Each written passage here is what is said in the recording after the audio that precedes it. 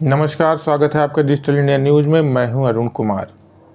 गोदी media series के दूसरे एपिसोड में आपका स्वागत है। पहला एपिसोड बहुत ही अच्छा रहा। उम्मीद की मुताबिक उतना तेज नहीं रहा, लेकिन बहुत ही अच्छा मान सकते हैं। तो दूसरे एपिसोड में हम बात करेंगे पत्रकार रवीश कुमार जी की। अब गोदी मीडिया की बात हो और पत्रकार रवीश कुमार जी का नाम ना आए तो ऐसा हो नहीं सकता। उन्होंने ही ये शब्द इजाद किया था, जैसे मैंने आपको बताया कि गोदी मीडिया शब्द रवीश कुमार जी का दिया हुआ शब्द है। तो आजकल एक खबर निकल के आ रही है कि एनडीटीवी के जो संस्थापक थे प्रणव राय, और जो गोदी सेठ, ये नाम भी दिया हुआ रवीश कुमार जी का है, गोदी सेठ के बीच सब समझौता हो गया है और उन्होंने अपने बचे हुए शेयर भी उनको बेच दिए। अब जब गोदी मीडिया सीरीज़ में हम बात करेंगे कि कैसे रवीश कुमार जी पहले तो कहते हैं कि उन्होंने इस्तीफ़ा दे दिया, फिर बाद में वो यूट्यूब के अलग अलग चैनलों पर घूम घूर कर कहते हैं कि उनकी नौकरी छीन ली गई, उनकी पेट पे लात मार दी गई, उन्हें निकाल दिया गया, और फिर अपने आप को लार्जर दैन लाइफ दिखाने के लिए ऐसा बढ़ा चढ़ा के बताते हैं कि मात्र उन्हें निकालने के लिए पूरा चैनल खरीद लिया गया और प्रधानमंत्री उनसे डर गए, और भी बहुत सारी बातें। तो इस पर हम विस्तार से बात करेंगे। गोदी मीडिया सीरीज आगे चलती रहेगी। अगर आपने चैनल को सब्सक्राइब नहीं किया है तो डिजिटल इंडिया न्यूज़ को सब्सक्राइब कर लें। तो पहला ये कि रवीश कुमार जी ने जब एनडीटीवी छोड़ा तो उन्होंने घोषणा की कि उन्होंने इस्तीफ़ा दे दिया, और उसके बाद उन्होंने अपना यूट्यूब चैनल ज्वाइन कर लिया। बड़े ज़ोर शोर से उनके यूट्यूब चैनल का प्रचार किया गया और भक्त पागल हो गए, उनकी तरफ वाले, अंधभक्त वाले नहीं, अंधभक्त तो इधर रहते हैं। और बाकी विपक्षी पार्टियां और भी बहुत लोगों ने उनके यूट्यूब चैनल पर उनका ज़ोरदार स्वागत किया, और लगभग उनके 1-2-3 दिनों में देखते देखते 3 मिलियन से ज़्यादा सब्सक्राइबर हो गए। फिर उन्होंने क्या किया कि अब इसके बाद उन्होंने अपना पहला जो इंटरव्यू दिया, वो एक और पत्रकार हैं, उन पे भी सीरीज़ हम आगे लेके आएंगे, अजीत अंजुम जी।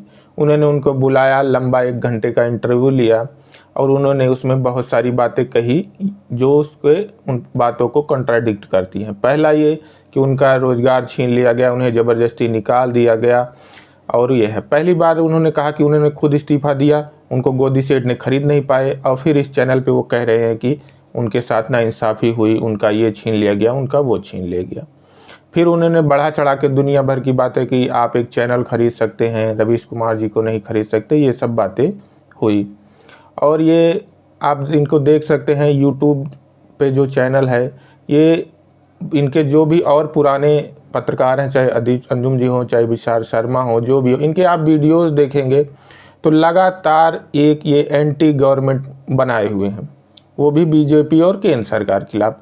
आप इनके पूरे वीडियोज़ की आप एक लिस्ट उठा लीजिए, पूरी इनकी प्लेलिस्ट देख लीजिए। अगर आपको सरकारें और भी राज्यों में चल रही हैं, अगर हम बात करते हैं, मान लीजिए कि ये हिंदी में ही पत्रकारिता करते हैं, तो झारखंड में सरकार है, झारखंड में इतना कुछ घोटाले हुए, वहाँ के पर्सनल सेक्रेटरी गिरफ्तार हो गई घोटालों में, उन पे इनके एक भी वीडियोज़ नहीं आए होंगे। राजस्थान में कुछ बातें हुई होंगी, हो सकता है कांग्रेस की सरकार है, वहाँ पे इनके एक भी वीडियोज़ नहीं बने होंगे। आप इनकी प्लेलिस्ट उठा कर देख लीजिए, मैंने तो देखी हैं, लेकिन कोई बात नहीं, हम इसी पे सीरीज़ बना रहे हैं और हम तो गोदी मीडिया की तरफ से प्रस्ताव रख रहे हैं। पत्रकारिता मेरे हिसाब से ये है कि हम किसी भी एक चीज़ को टारगेट नहीं कर सकते। जब आप प्रधानमंत्री या उनकी पार्टी को लगातार टारगेट करते हैं, जनता के मुद्दों से हटकर उनके पर्सनल विषयों पर टारगेट करते हैं, तो उधर से भी जवाब आएगा। जब उधर से जवाब आएगा तो आप कहेंगे कि हमें टारगेट किया जा रहा है। लेकिन इन सब बातों को से निकलते हुए जो एक बात और हुई, जो कल एनडीटीवी के संस्थापक है प्रणव राय और उनकी पत्नी राधिका राय, उन्होंने एक स्टेटमेंट जारी किया। वो स्टेटमेंट पढ़ के लगता है कि रवीश कुमार जी के जितने भी दावे थे वो सारे खोखले हो गए, क्योंकि एनडीटीवी तो ऐसा नहीं है एनडीटीवी माने रवीश कुमार माने एनडीटीवी। एनडीटीवी में बहुत से पत्रकार और हैं जो अभी भी उसी में काम कर रहे हैं और वो अपनी पत्रकारिता जारी रख सकते हैं। लेकिन जो मैं जिस स्टेटमेंट की बात कर रहा हूँ उसको सुनना बहुत ज़रूरी है। अब या तो कह दीजिए कि प्रणव राव बिक गए हैं, गोदी मीडिया के गोदी सेठ ने प्रणव राव को खरीद लिया है। अब आप ये मान लीजिए, क्योंकि उनकी जो स्टेटमेंट है मैं उसको आपको एक बार पूरा पढ़ के सुना देता हूँ, फिर आप तय करें कि रवीश कुमार जी जो ढिंढोरा पीट रहे हैं कि उनके साथ क्या हुआ क्या नहीं हुआ और पेट पे लात मार दी, इन सब बातों को हम बाद में आगे बात करेंगे। उनकी स्टेटमेंट यह है कि हमने 1988 में एनडीटीवी की शुरुआत की इस विश्वास के साथ कि भारत में पत्रकारिता का विश्व स्तरीय है, लेकिन एक मजबूत और प्रभावी प्रसारण मंच की ज़रूरत है जो इसे बढ़ने और चमकने दे। 34 साल बाद हम अपने एनडीटीवी की एक ऐसी संस्था है जिसे हमारी बहुत सारी उम्मीदों और आदर्शों को पूरा किया। हम एक गर्व और आभारी हैं कि दुनिया भर में एनडीटीवी को भारत और एशिया के सबसे विश्वसनीय समाचार प्रसारक के रूप में मान्यता प्राप्त है। एएमजी मीडिया नेटवर्क हालिया ओपन ऑफर के बाद अब एनडीटीवी में सबसे बड़ा शेयरधारक है। नतीजतन आपसी समझौते से हमने एनडीटीवी में अपने अधिकांश शेयरों को एएमजी मीडिया नेटवर्क को बेचने का फैसला किया है। ओपन ऑफर लॉन्च होने के बाद श्री गौतम अडानी के साथ हमारी चर्चा सकारात्मक रही। हमारे दिए हुए सभी सुझावों को उन्होंने सकारात्मक और खुलेपन के साथ स्वीकार किया। श्री अडानी ने एक ऐसे ब्रांड में निवेश किया जो भरोसे, विश्वसनीयता और स्वतंत्रता का पर्याय है और हमें उम्मीद है कि वह उन मूल्यों को बनाए रखेंगे और इस प्रकार के संगठन के एक नेता के लिए आवश्यक सभी जिम्मेदारियों के साथ इनका विस्तार करेंगे।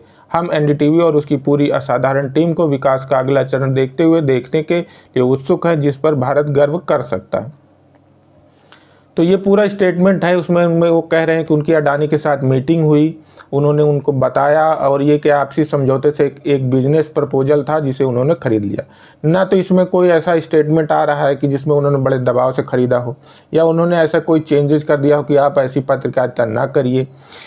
एंड अडानी ने शेयर खरीदने के कुछ मिनटों के बाद ही इन्होंने घोषणा कर दी कि हम इस्तीफ़ा दे रहे हैं।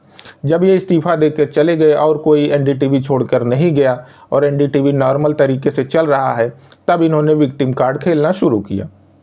अब आप इनके विक्टिम कार्ड ऐसा है कि हमारे रोजगार पे लात मार दी गई, पेट पे लात मार दी गई। लेकिन मैं आपको एक आंकड़ा वैसे रैंडमली देना चाहता हूं जो सोशल मीडिया के माध्यम से है।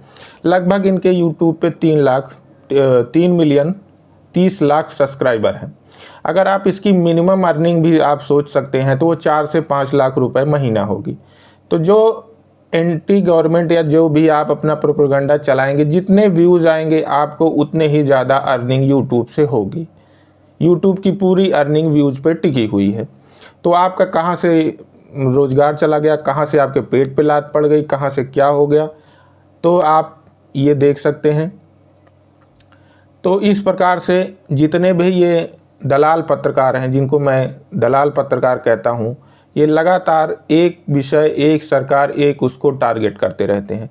जनता के विषयों को उठाते हैं, उसका अपना एक वो है, लेकिन ये लगातार एक गवर्नमेंट को टारगेट करते रहते हैं, एक सब वीडियोस बनाते हैं। उसके बाद फिर दूसरे जो अगर सरकार की योजनाओं को बता रहे हैं और कुछ भी चीज़ें कर रहे हैं, उनको ये गोदी मीडिया करार देते हैं और दूसरों को नाम देने से ये डरते भी नहीं हैं। ये गौतम अडानी को गोदी सेठ कहते हैं, लेकिन अगर इन्हें और कोई कुछ कह दे तो ये कहते हैं कि हमें ये क्या कह रहे हैं।